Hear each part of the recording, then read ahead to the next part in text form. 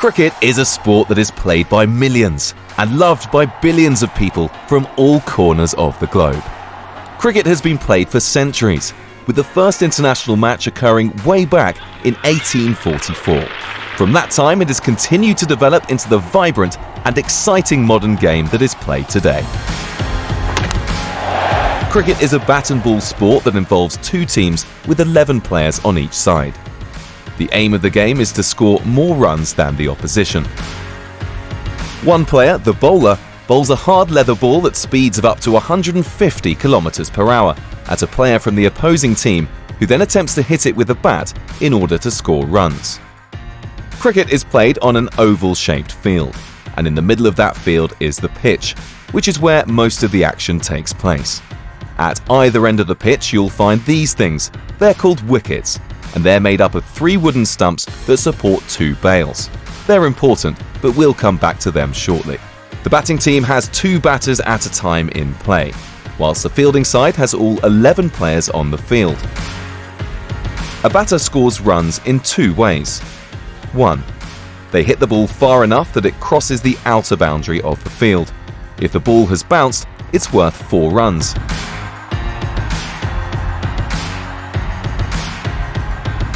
If it clears the boundary on the full, it's worth 6, the maximum number of runs that can be scored from 1 hit. 2. Through the 2 batters running the length of the pitch in opposite directions whilst the fielders are retrieving the ball. 1 length of the pitch completed equals 1 run. The aim for the fielding side is to restrict the number of runs scored by the batting side, whilst trying to get the batter out. There are 11 different ways a batter can be out, with the most common being bowled. The bowler bowls the ball, the batter misses it or deflects it by accident, it hits the stumps and the bails come off. Caught. The batter hits the ball and one of the fielders catches it before it hits the ground. Leg before wicket, LBW. Exactly what the name suggests. The bowler bowls the ball, the batter misses it, and the ball hits them on the leg in line with the stumps. Run out. The batter hits the ball and runs, but the fielding team retrieve the ball and throw it to the stumps before either batter has reached the other end. When a batter's out, they leave the field of play and another teammate replaces them. Once all the batters on a team are out, the sides swap, and the fielding team then have their turn to bat and attempt to beat the overall score set by the first batting team. Put simply, the winner is the team with the most runs after both sides have batted. Batting, possibly the most exciting part of the sport. And this has gone high, and it's gone long.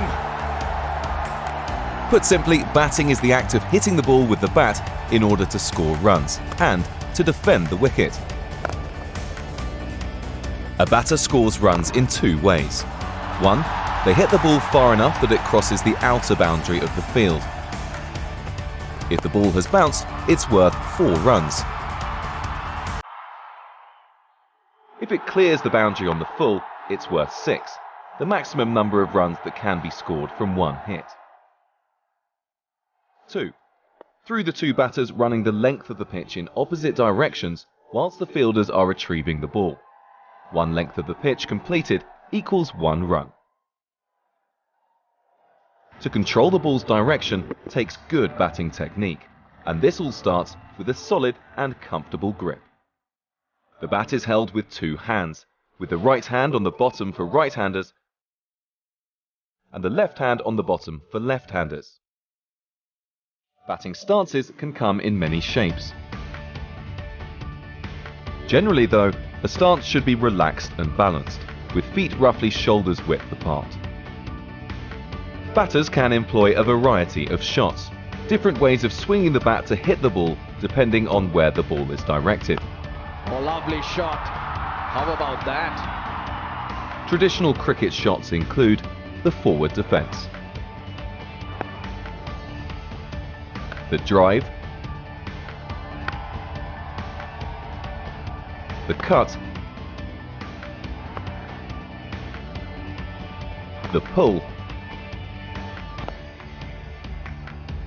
the sweep, and the glance. The growth of 2020 cricket has meant that ever more extravagant shots are being invented.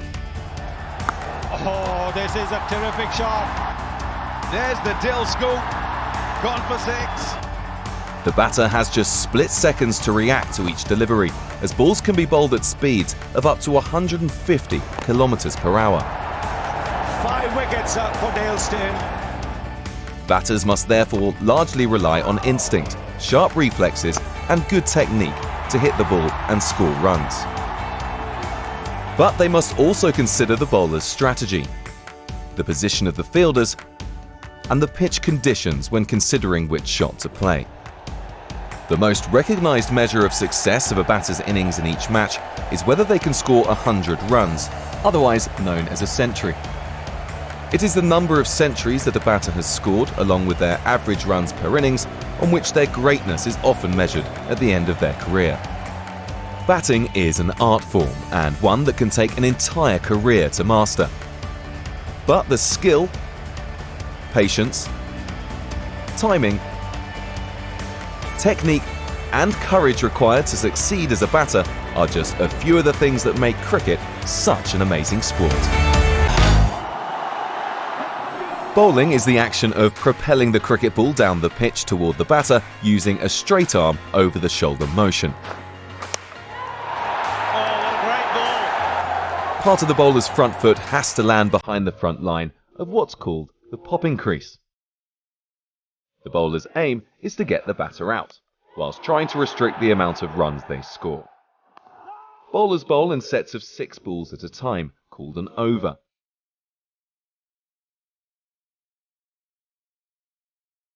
The bowling end rotates at the end of each over, meaning once a bowler has bowled 6 balls from one end, a teammate will then bowl an over from the other end. A bowler is not permitted to bowl 2 consecutive overs. There are a number of different bowling styles in cricket, with each requiring a different skill set. Fast bowlers or pace bowlers aim to deliver the ball with as much speed as possible, restricting the batter's reaction time. Fast, straight, 155.5 k's. But sometimes they'll deceive the batter and bowl the perfect slower ball. Swing bowlers are able to get the ball to swing through the air, changing the line of the delivery from the point at which it leaves their hand to the point it reaches the batter, making it difficult for the batter to judge the line of the ball.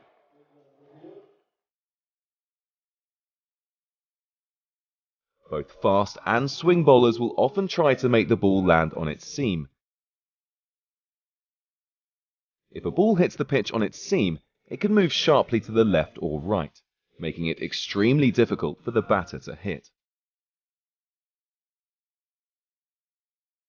Spin bowlers deliver the ball at a slower pace, but they grip the ball in such a way that when released, a flick of the fingers or the wrist puts spin on the ball, causing it to turn at an angle when bouncing off the pitch. There are predominantly 2 types of spin bowlers: off-spinners and leg spinners. Right-arm off-spinners bowl the ball spinning from the left to the right. Leg spinners bowl the ball spinning from the right to the left. If they're left-handed though, naturally the direction of spin is mirrored to the opposite. All spin bowlers will have special deliveries in their armoury to deceive the batter, such as balls that will appear to the batter to be spinning one way, but will actually spin the other way. Oh, brilliant bowling.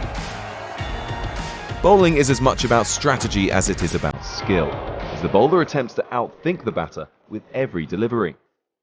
The bowler will strategize with his captain about where to place fielders, and will then bowl balls that increase the chance of taking a wicket.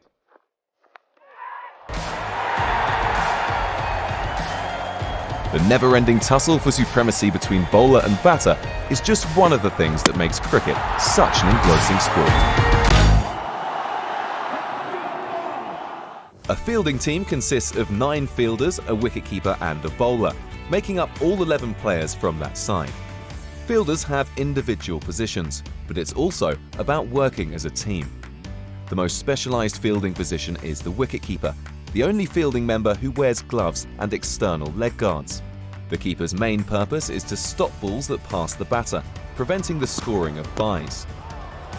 The wicketkeeper can also attempt to dismiss the batter by taking catches, whether the ball has grazed the bat's edge or been lofted into the sky.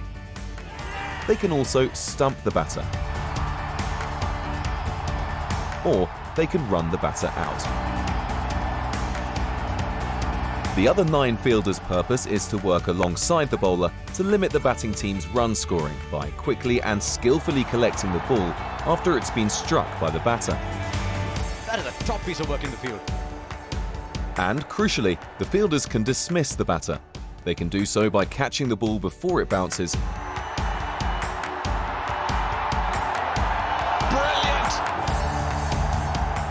or by running the batter out, either with a direct hit. Oh, that's out, is it? He's given up. A direct hit again. Or by throwing it to a teammate who can then complete the run out. Well shot, and this could be a run out. Yes, easy run out in the end. There are a number of standard fielding positions that are employed very commonly, whilst others are used less often. An imaginary line separates the two halves of a cricket field, with many fielding positions names relating to either the offside or the leg or onside of the pitch. Some names are quite obvious, whilst others may seem strange to the untrained observer, having originated when the game was first invented. Certain fielding positions are more attacking than others, with some fielders positioned specifically to try and get the batter out, whilst others are positioned to save runs. Fielders can be placed anywhere, with a couple of minor exceptions.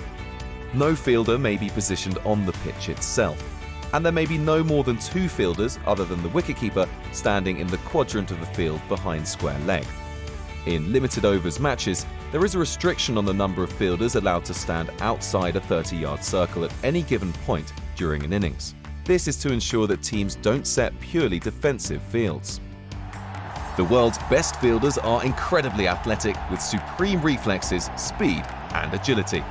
Many matches are won or lost on the quality of the fielding side, making it one of the most important aspects of cricket. The aim of the game in cricket is to score more runs than the opposition. Batters score runs in 2 ways, by hitting the ball to the boundary or by hitting the ball and running between the wickets.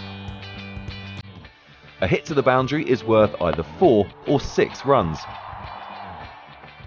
If the ball has touched the ground before crossing the boundary, it's worth 4 runs.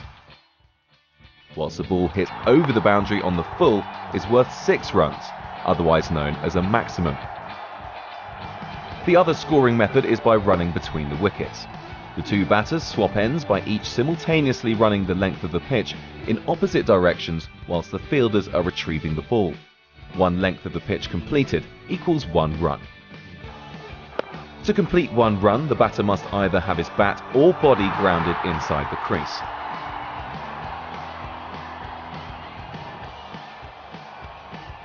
Batters can make as many runs as possible from any one delivery, though they must judge accurately how many runs can be completed without either batter getting run out. There are extra ways of scoring too: wides, no balls, byes and leg byes. A wide is called if the umpire deems the ball to be too wide or too high for the batter to hit. A no ball is an illegal delivery for one of 3 reasons. 1. No part of the bowler's front foot lands behind the front line of the popping crease. 2. The bowler's back foot lands wide of the return crease. 3. The ball is delivered over the batter's waist height without bouncing. In all of these cases, the batting side gets an extra run, and the ball must be re-bowled. In limited overs cricket, a no ball also leads to the next delivery being a free hit, meaning the batter cannot be out in any way other than run out. Doesn't matter, but you can be run out. A bye is the name given to runs that are scored when the ball has not hit either the bat or the batter. This normally only happens when the wicketkeeper has failed to stop the ball cleanly. A leg bye occurs when the ball hits any part of the batter other than his bat, and the two batters are able to complete a run. There are also penalty runs that an umpire can give for various reasons, but luckily these are quite rare. So that rounds up all the different ways a team can score runs. And with a game often decided on the smallest of margins, remember, every run counts. Here we go, last ball, through the outside, it's running through, could be run out! Is he run out? He's got him. That's it. India win. Can you believe they've beaten Bangladesh by a run?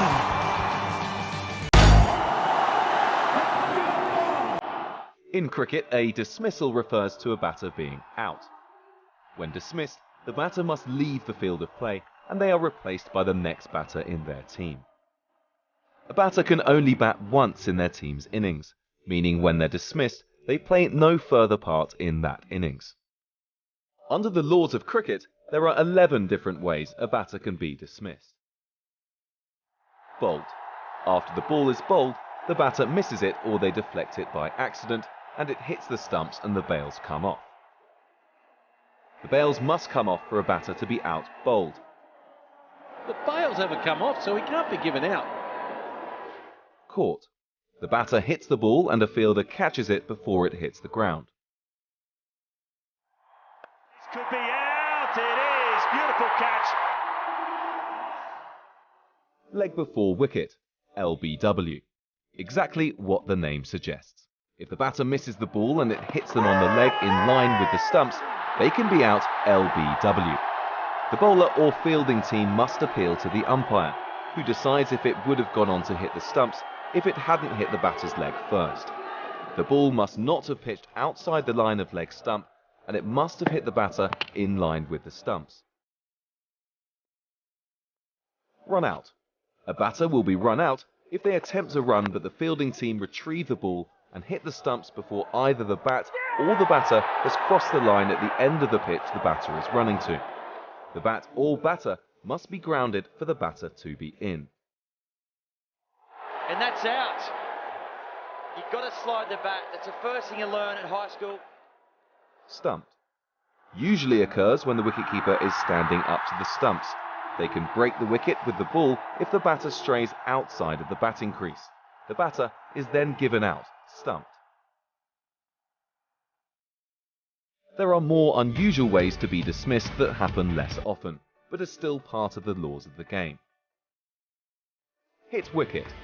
If a batter breaks the wicket with either their bat, their body, or equipment whilst the ball is being bowled to them, then they are out hit wicket. Handle the ball.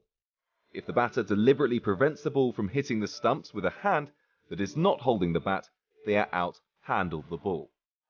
He's been given out. Handle the ball. Obstructing the field. A batter can be given out by the umpire if they deliberately obstruct the fielder from retrieving, catching, or throwing the ball once it's in play. They can also be adjudicated out if they deliberately obstruct the ball thrown by a fielder attempting a run out. I think the Australians are asking whether that's obstructing the field. And he's been given out. Well, that's a surprise. Stokes can't believe it. Timed out. After the fall of a wicket, the incoming batter must be ready to take guard and receive the next ball within 3 minutes of the prior dismissal. Otherwise, they are given out timed out. Hit the ball twice. If, after a ball is bowled, a batter deliberately strikes the ball for a second time before it reaches a fielder, they are out hit the ball twice. There is an 11th dismissal in the laws of cricket, which is retired out, but this almost never happens in the modern game. An international cricket match is controlled by 5 officials, 4 umpires and a match referee. On the field of play there are 2 umpires, one who stands behind the stumps at the bowler's end and one who stands at square leg. The umpire at the bowler's end is responsible for judging no balls, wides, LBW appeals, out court appeals, run-outs at the bowler's end,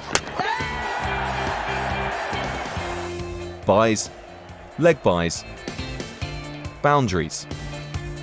The square leg umpire is responsible for judging run-outs at the striker's end, stumpings, offering assistance with height for wides and no balls. The umpires will swap positions at the end of each over. The third umpire is the off-field TV umpire. The third umpire uses technology such as slow-motion TV replays, edge detection, and ball tracking to assist with making final decisions on run-outs, stumpings, LBWs, whether a ball has touched the ground before being caught, or when it is unclear if the ball has crossed the boundary. The fourth umpire is the reserve umpire, who also assists with duties such as pitch preparation and repairs, player injuries and replacements, organising replacement match balls. They're also on call to stand in should anything happen to the on-field or third umpires. The match referee is on hand to ensure all logistics of the match run smoothly and the game is played in the correct spirit. Their duties include, but are not limited to, oversight of ground operations and logistics, taking both captains for the toss of the coin, liaising with teams, management, venue, hosts and staff, adjudicating on any code of conduct breaches.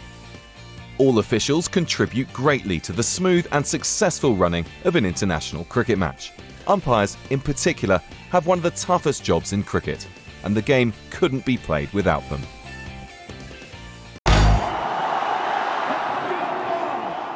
The umpires make signals throughout the match, and every one of these signals has a specific meaning. 4. The ball crosses the boundary having touched the ground. 6. The ball crosses the boundary on the full. Out. The batter is adjudged to have been out. No ball. An illegal delivery for either overstepping the popping crease, the back foot landing outside the return crease, or the ball delivered too high. Free hit. After a no ball in limited overs cricket, the indicator that the next ball will be a free hit. Bye. A run is scored without the ball having hit either the bat or the batter. Leg bye. A run is scored when the ball has hit the batter but not the bat. Wide. The ball has been delivered too wide for the batter to be able to reach it. Dead ball. Indicates that the delivery that has just been bowled or is about to be bowled is cancelled and does not count. Cancel call. When an umpire wishes to alter a decision or is advised to do so by the third umpire. One short. When running between the wickets, this signal indicates the batter has not properly completed the run before. TV replay. When the on-field umpire wishes to consult the third umpire for assistance with a decision on a dismissal.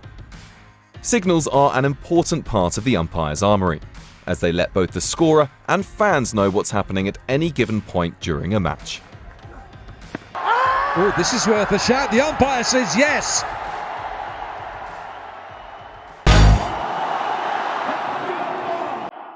International cricket is played in 3 different formats: Test matches, One-Day Internationals, and 2020 Internationals. The oldest and most traditional form of the game is Test match cricket. Players in Test cricket wear white clothing, and the match is played using a red ball. A Test match is played across 5 consecutive days, with each day's play lasting 7 hours, including 2 breaks. In a Test match, each side has the opportunity to bat twice, with an unlimited number of overs being bowled until an innings is complete. Although every form of the game can end in a tie, only a Test match can end in a draw. One-Day International cricket is a limited overs form of cricket, where each side has a maximum of 50 overs in which to score their runs, and the entire match is completed within 1 day. Each team bats just once, and the match lasts between 7 to 8 hours, with a short break between innings. In ODI cricket, players wear coloured clothing, and the match is played using a white ball. The first ODI match was played in 1971, and the format revolutionised the way the game of cricket was both watched and played. In ODI cricket, there are bowler restrictions, with each bowler limited to 10 overs, and fielder restrictions, with only certain numbers allowed outside the 30-yard circle at various stages.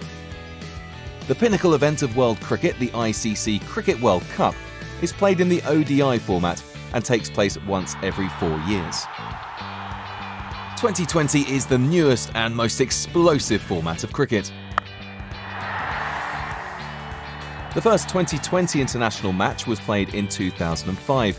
As the name suggests, each side has 20 overs each to bat, and each side bats just once.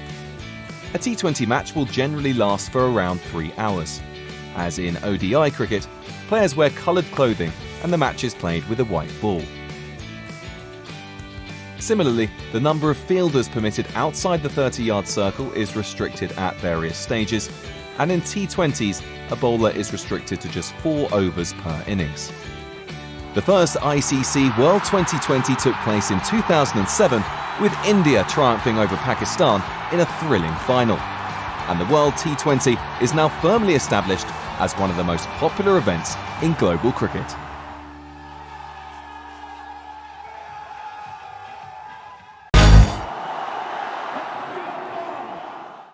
International cricket matches are played in state-of-the-art stadiums in front of tens of thousands of fans all over the world. The beauty of cricket, though, is that it can be played anywhere and by anyone. All you need is a ball, a bat, and maybe some wickets. Don't have wickets? No problem. Anything will do, you just need to use your imagination. From the beach to the street, from the home to the park, from the dusty path to the freezing snow, cricket is a game that is enjoyed by millions right around the world. Many of the world's best players grew up playing forms of cricket that have been adapted to suit the environment.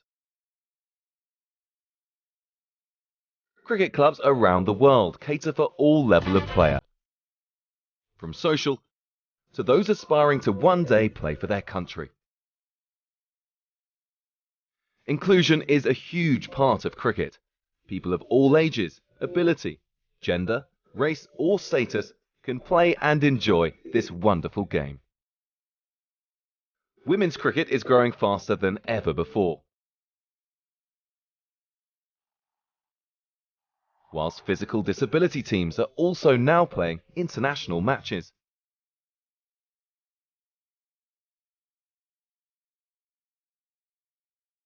Historical cricketing outposts right around the world are seeing the sport becoming more mainstream.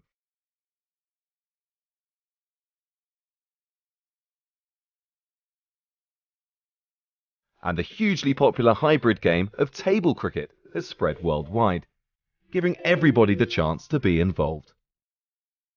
Played in its wonderful and unique spirit, whether at the very highest level in a test match or just having a hit with your friends, cricket is more than just a sport. It's a way of life, where bonds are formed and friendships are made. Cricket is truly for all.